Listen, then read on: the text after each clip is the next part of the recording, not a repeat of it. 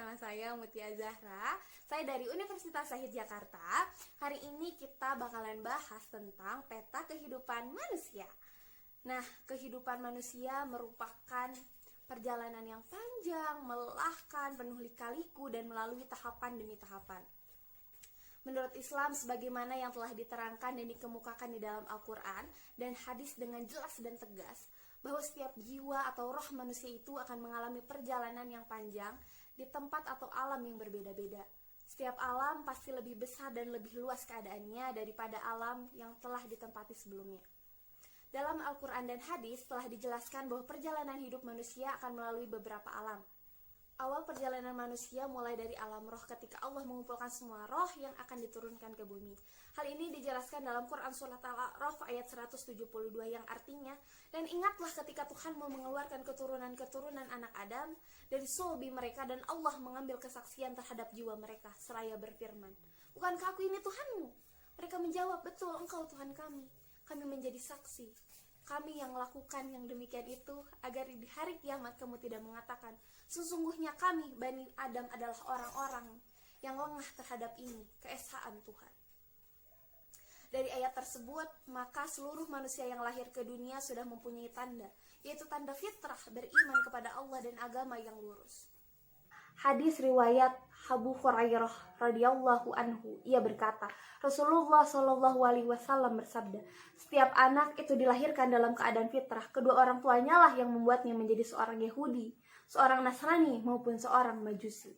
Perjalanan yang kedua ialah alam rahim atau kandungan. Rahim artinya kasih sayang. Alam rahim adalah suatu alam di mana manusia dibentuk atas dasar kasih sayang Allah kepada hamba-hambanya. Waktu berada di alam rahim ini, sejak itulah terjalin kasih sayang yang disebut silaturahmi. Setelah melewati alam roh dan setelah membuat kesaksian tentang Allah, maka manusia akan memasuki kehidupan dalam alam rahim atau kandungan. Sesungguhnya seseorang di antara kamu benar-benar diproses kejadiannya dalam perut ibunya selama 40 hari berwujud air mani. Kemudian berproses lagi selama 40 hari menjadi segumpal darah. Lantas berproses lagi selama 40 hari menjadi segumpal daging. Kemudian malaikat dikirim kepadanya untuk meniupkan roh ke dalamnya. Lantas sang janin itu ditetapkan dalam 4 ketentuan. Pertama, ditentukan kadar rizkinya. Yang kedua, ditentukan batas umurnya. Yang ketiga, ditentukan amal perbuatannya. Yang keempat, ditentukan apakah ia tergolong orang celaka atau orang yang beruntung. Hadis riwayat Ahmad. Nah, yang ketiga ada alam dunia. Setelah manusia berhasil melewati alam rahim, maka manusia telah memasuki tahap ketiga dari perjalanan hidupnya, yaitu alam dunia. Dalam dunia ini, perjalanan manusia melalui proses yang panjang. Mulai dari bayi yang hanya minum air susu ibunya, lalu tumbuh menjadi anak-anak, remaja, dan balik. Selanjutnya menjadi dewasa, tua, dan diakhiri dengan meninggal. Proses ini tidak berjalan sama antara satu dengan yang lainnya. Tidak semua manusia dapat hidup sampai remaja, dewasa, atau tua karena kematian bisa datang kapanpun dan dimanapun. Serta tidak memandang usia, ada sebagian manusia yang hidup hanya sampai bayi dan sebagian lainnya hanya sampai remaja dan sebagian lainnya ada hidup sampai tua bahkan sampai pikun. Di alam dunia ini manusia mendapatkan taklif, tugas dari Allah yaitu berupa ibadah. Sedangkan alam dunia adalah tempat ujian bagi manusia. Di dunia, manusia tidak dilarang untuk menikmati kehidupan duniawinya. Hanya saja perlu dipahami bahwa dunia ini tempat berbakti, tetapi penuh dengan berbagai tipu daya. Manusia hidup di dunia hanya sekali dan tidak akan ada kesempatan hidup di dunia untuk yang kedua kalinya.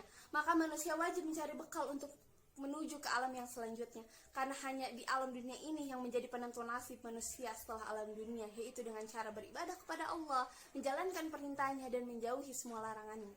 Keempat, ada alam barzah. Jika kematian telah datang, maka putuslah semua hubungannya dengan kehidupan dunia. Setelah meninggal dunia, manusia akan memasuki alam barzah. Di alam kubur, manusia tinggal sendiri, hanya amal baik dan buruk yang selalu menemaninya. Kubur adalah taman dari taman-taman surga atau lembah dari lembah-lembah neraka. Sedangkan alam kubur adalah alam tempat penantian untuk menanti hari kiamat. Di alam kubur ini Allah menyediakan dua keadaan, nikmat atau azab kubur. Yang kelima ini adalah alam akhirat. Alam akhirat juga disebut dengan alam baka. Alam akhirat didahului dengan terjadinya kiamat, di mana alam semesta menjadi rusak total. Seluruh jagat raya ini akan hancur, entah seperti apa gambarannya ketika semua ini terjadi. Alam akhirat setelah terjadi kiamat menjadi 3, yaitu padang mahsyar, tempat perhitungan amal atau hisaban. Pada peristiwa ini seluruh umat manusia mulai dari Nabi Adam alaihissalam sampai manusia terakhir dikumpulkan dalam satu tempat. Allah berfirman, Bismillahirrahmanirrahim, Innal yawma fasli kana miqata yawma yanfusu fis suri fata'tuna afwaja. Yang artinya, sesungguhnya hari keputusan adalah suatu waktu yang ditetapkan, yaitu hari yang pada waktu itu ditiup sangkakala, lalu kamu datang berkelompok-kelompok. Quran Surat An-Naba ayat 17-18. Itu setelah ditimbang amal baik dan ibadahnya, manusia dimasukkan ke dalam surga atau neraka.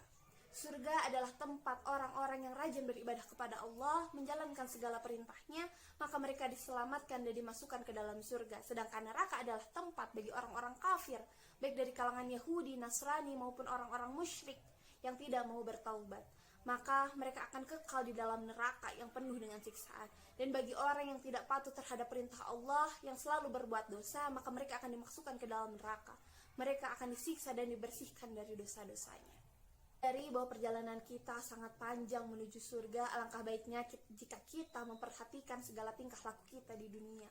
Merencanakannya lebih matang daripada merencanakan masa depan di dunia. Yuk kita siapkan bekal kita sebaik-baiknya, melakukan kebaikan. Jika hanya satu kali dengan jumlah besar kita belum mampu, namun apabila dilakukan sedikit demi sedikit kebaikan setiap harinya, insya Allah jumlahnya akan menggunung. Sekian untuk video hari ini, kurang lebihnya mohon maaf. Assalamualaikum warahmatullahi wabarakatuh. See you on my next video, bye bye.